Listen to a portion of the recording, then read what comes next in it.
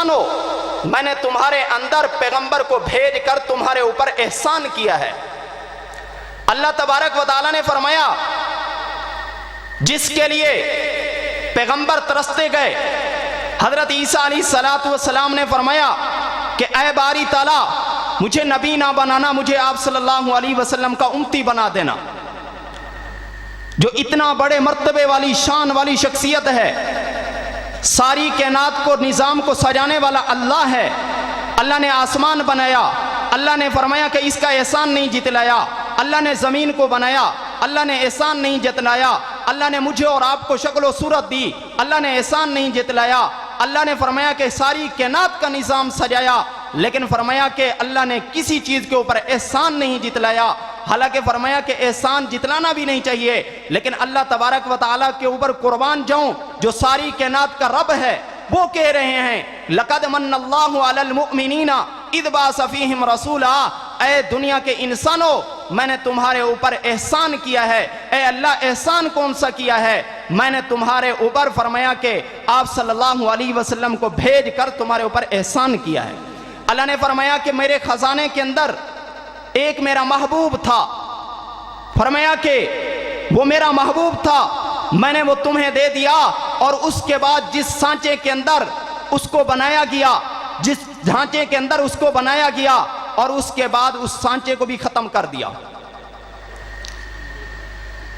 تو اس لیے میرے دوستوں بزرگوں بھائیوں، اللہ تبارک و تعالیٰ نے اپنے محبوب صلی اللہ علیہ وسلم کا قرآن مقدس کے اندر تذکرہ کیا، فرمایا کہ اللہ کے نبی صلی اللہ علیہ وسلم کے زلفوں کی باری آئی اور اسی طرح یتیمی کی باری آئی، تو اللہ تبارک و تعالیٰ کے نبی صلی اللہ علیہ وسلم کے اوپر اللہ نے قرآن کو نازل کر دیا۔ وہ قرآن کون سا ہے کہ فرمایا کہ الم یجد کا یتیمن فآوا، اللہ کے قرآن نے جو سب سے پہلا تعارف کیا ہے اللہ کے نبی صلی اللہ علیہ وسلم کا، وہ یتیمن سے کیا ہے۔ اللہ تبارک و تعالیٰ نے ارشاد فرمایا الم یجد کا یتیمن فآوا، ہم نے پیغمبر کو بنایا، فرمایا کہ یتیم، فرمایا کہ اس کے باری، فرمایا کہ زلفوں کی باری آئی، اس کے چہرے کی باری آئی۔ قرآن نے ہر لفظ کو علیحدہ علیحدہ بیان کیا ہے۔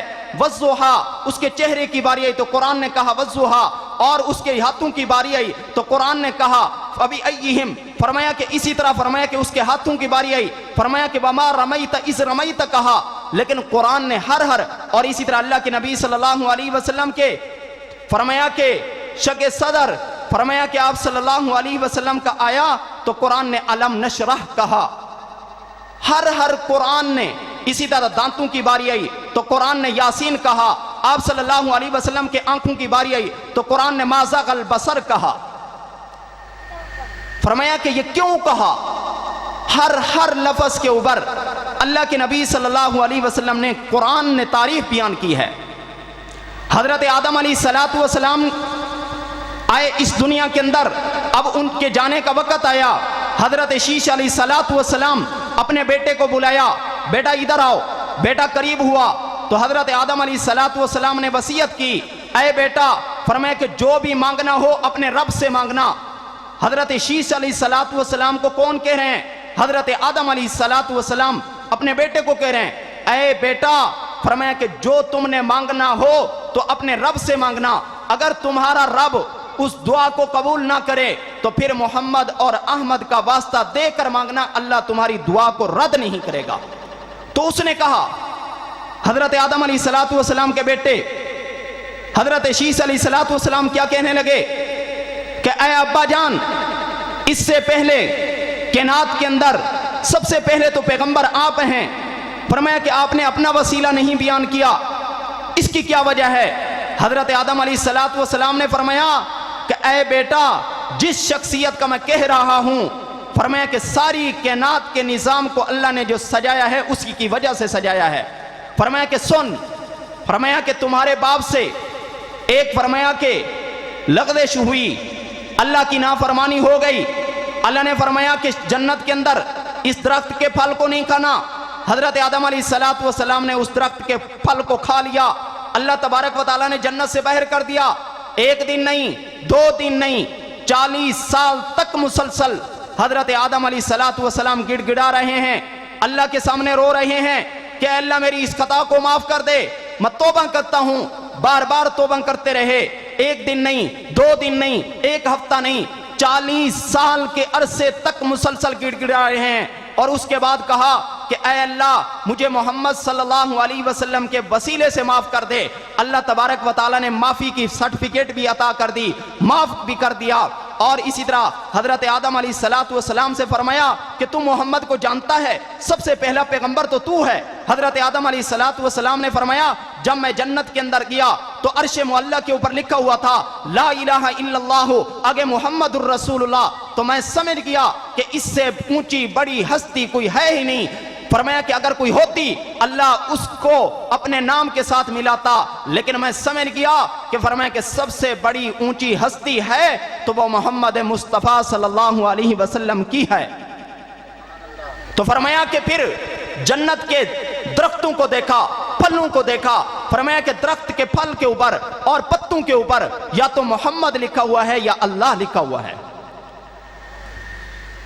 فرمایا کہ اللہ تبارک و تعالیٰ نے جو ہمیں محبوب دیا ہے، اللہ تبارک و تعالیٰ نے ارشاد فرمایا قل ان کنتم تحبون اللہ فاتبعونی یحببکم اللہ ویغفر لکم ذنوبکم۔